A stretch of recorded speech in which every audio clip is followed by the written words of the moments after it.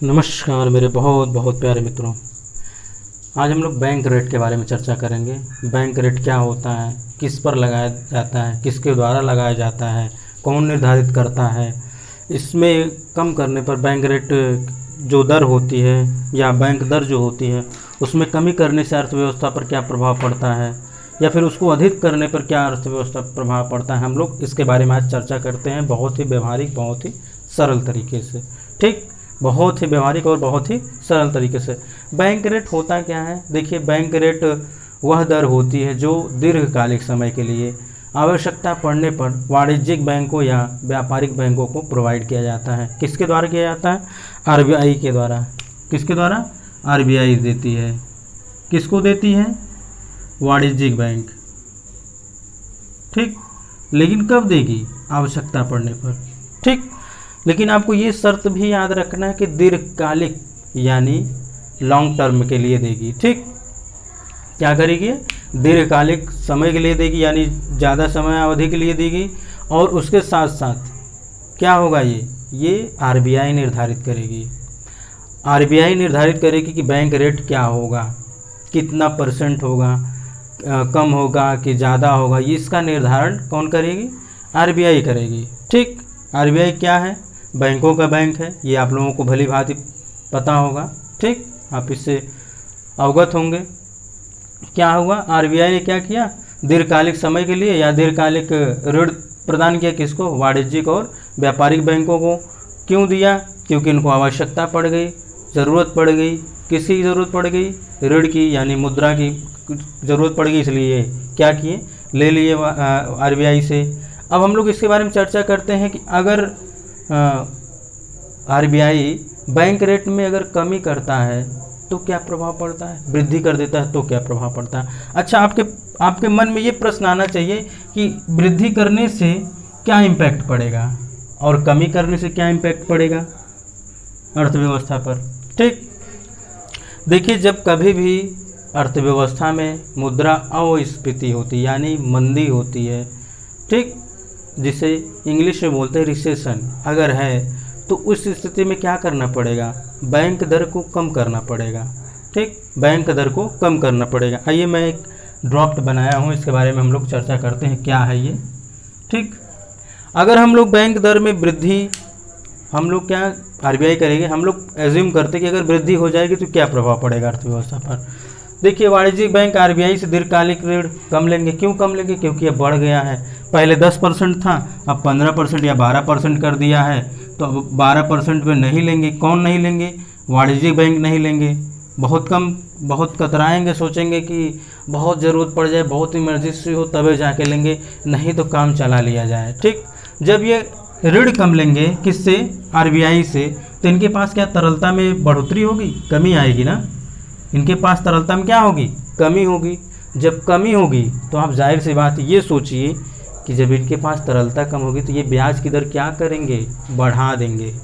ये क्या करेंगे? ब्याज की दर को, यानी रेट ऑफ इंटरेस्ट, कौन बढ़ाएंगे? ये वाणिज्यिक बैंक जो है। ठीक, जब ये रेट ऑफ इंटरेस्ट को बढ़ा देंगे, ब्याज की दर को बढ़ा देंगे, तो इसकी मांग में क्या आएगी? कमी आएगी। हम और आप लोग ऋण नहीं लेंगे। क्यों नहीं लेंगे? क्योंकि यहाँ पे इंटरेस्ट रेट जो है, रेट ऑफ इंटरेस्ट या ब्याज की दर क्या कर दी गई है? बढ़ा दी गई है। क्यों बढ़ाई गई? क्योंकि इन बैंकों के पास तरलता की क्या हो गई है? कमी हो गई है, इस वजह से उसने बढ़ा दिया। ठीक, जब बढ़ा दिया गया, उसकी डिमांड कम हो गई, तो क्या होगा? अर्थव्यवस्था में तरलता की कमी हो जाएगी, यानी मुद्रा की कमी हो जाएगी। तरलता से शब्द से संबंधित यही आप समझिएगा कि यहाँ पे मुद्रा से संबंधित बात हो रही है। तरलता कहीं पर भी अगर इस्तेमाल किया जाए शब्द। ठीक, तो जब अर्थव्यवस्था में मुद्रा की कमी हो जाएगी तो जाहिर सी बात है, तो क्या हो जाएगा? वस्तुओं और सेवाओं की कीमतों में क्या हो जाएगी? कमी हो जाएगी। जब हमारे और आपके पास धन ही नहीं रहेंगे, मुद्रा ही कम रहेंगी, तो हम डिमांड भी तो कम करेंगे ना। जब हम डिमांड कम करेंगे तो अब जाहिर सी बात है कि क्या होगा? मुद्रास्फीति क्या हो जाएगी? नियंत्रित हो जाएगी। यही हम लोग चर्चा करते हैं कि अगर बैंक दर में कमी हो जाए तो क्या होगा। बैंक दर में कमी अगर कर दिया गया आरबीआई के द्वारा, तो ये किस स्थिति में किया जाएगा? जब मंदी आएगी। क्या आएगी? रिसेशन आएगा। जब मुद्रा अस्फीति आएगी। इसको टर्मिनोलॉजी के तौर पे इस्तेमाल किया जाता है मुद्रा अवस्फीति। ठीक, अब मुद्रा अवस्फीति अगर आ गई है तो क्या करेगी आरबीआई? आरबीआई यही विचार करेगी क्या करें हम अर्थव्यवस्था में मुद्रा को क्या करें, प्रवाहित करें। यानी मान लीजिए आपको मैं एक एग्जांपल के थ्रू बताता हूँ कि आप ट्यूबवेल देखे होंगे गांव में जहाँ पे सिंचाइयाँ होती हैं, जहाँ पे फसलों को सींचा जाता है, तो ट्यूबवेल होता है जो सिंचाई करता है। ठीक, जैसे ही क्या होता है आप इमेजिन करिएगा, जैसे ही अर्थव्यवस्था में मंदी आ गई तो ये आरबीआई क्या करती है, अपना ट्यूबवेल चालू करती है, एकदम तेज़ी से पानी छोड़ती है, यानी मुद्रा छोड़ती है, जाओ अर्थव्यवस्था में सब हरियाली ला दो। ठीक, क्या करो, सब हरियाली ला दो। लेकिन जब मुद्रास्फीति होगी तो क्या करेगी, वो सारे जल को क्या करेगी, सोख लेगी, अवशोषित कर लेगी, जिसके कारण क्या हो, ज़्यादा जैव विविधता हो गया था, ज़्यादा बायोडाइवर्सिटी हो गया था, फिर ज़्यादा धन हो गया, तो उसको क्या करे, अपने पास खींच ले। ठीक, क्या करे, वो अपने पास खींच ले। आपके मन में एक और प्रश्न आना चाहिए था इसी में ही, यदि ये जब ये ब्याज दरों में बढ़ोतरी कर देती हैं तो आपको ये भी तो फ़ायदा होगा कि आप ले जाके डिपॉजिट करिए तो आपको ज़्यादा इंटरेस्ट मिलेगा आपके मुद्रा पे, आपके डिपॉजिट पे। ठीक, ऐसा भी होता है, कभी हम लोग इसके बारे में अलग से चर्चा करेंगे। चलिए हम लोग पहले देखते हैं कि अगर बैंक दर में अगर कमी कर दिया जाएगा तो अर्थव्यवस्था में क्या प्रभाव पड़ेगा।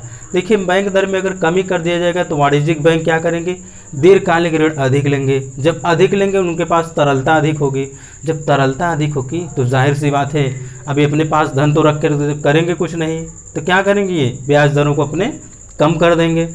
जब ब्याज दर को कम कर देंगे तो क्या होगा, ब्याज दर को कम कर देंगे तो उसकी मांग भी अधिक हो जाएगी, लोग ऋण ज़्यादा लेंगे।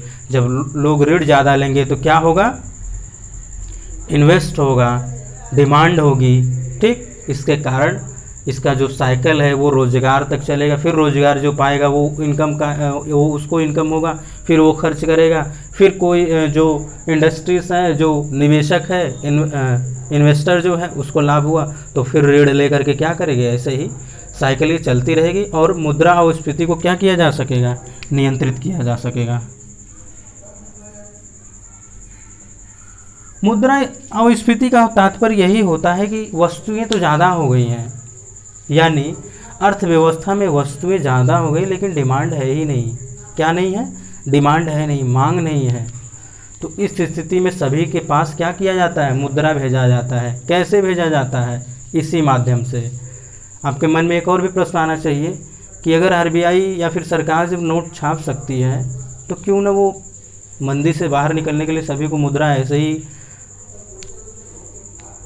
वितरित कर दे। तो मुद्रा अगर वितरित कर देगी सभी को, अज्यूम करिए यहाँ कि सभी लोगों को 1-1 लाख का क्या करे, वो पैकेट या फिर सूटकेस जो है सभी को दे दे। ठीक, सभी को, पूरे भारत के जितने सब छाप करके भारत सरकार क्या करे, सभी को दे दे। तो आप इमेजिन कर सकेंगे कि बहुत ही मुद्रास्फीति आ जाएगी। कैसे आएगी, इसके बारे में हम लोग चर्चा करते हैं। कि मान लीजिए आपके पास धन है, आपके मित्र के भी पास धन आ गया है 1 लाख रुपए। अब आपका जो इंटरेस्ट है, जो चीज़ें डिमांड करने की, जो आप चाहते हैं, जो आप खरीदना चाहते हैं, परचेज करना चाहते हैं, हो सकता है आपका मित्र भी करना चाहे, आपके भाई भी करना चाहें, आपके अगर बच्चे हैं तो वो भी वही चीज़ डिमांड करें। तो आखिर जब एक ही वस्तु के डिमांड कई लोग करेंगे, डिमांड जब एक ही वस्तु का कई लोग करते तो जाहिर सी बात है उसका रेट क्या हो जाएगा, बढ़ जाएगा। ठीक, ओवरऑल अगर किसी भी वस्तु की अगर डिमांड अधिक होती है तो उसका रेट क्या होता है, वो बढ़ जाता है। जब रेट बढ़ जाता है, खरीदने वाले ज़्यादा हैं, तो जाहिर सी बात है क्या आ जाएगी, महंगाई आ जाएगी। ठीक, मुद्रास्फीति आ जाएगी। मनी इन्फ्लेशन इसे बोलते हैं, इंग्लिश में क्या बोलते हैं इसे, मनी इन्फ्लेशन। तो मित्रों, आज हम लोग बैंक रेट के बारे में चर्चा की। बैंक रेट में वृद्धि करने से क्या प्रभाव पड़ेगा अर्थव्यवस्था में, ये मैंने इधर लिख दिया है। हो सके तो जो चीज़ें मैंने कही है उसको आप एक चार्ट के माध्यम से लिख लीजिएगा, ये बहुत ही हेल्पफुल होगा। आपको किताबों में ढूंढने की आवश्यकता नहीं, एक बार पढ़ लिए बैंक रेट, दोबारा आपको पढ़ने की आवश्यकता नहीं होगी। मित्रों, आज के लिए बस इतना ही। हम लोग मिलते हैं नेक्स्ट वीडियो में नए टॉपिक के साथ। तब तक के लिए नमस्कार।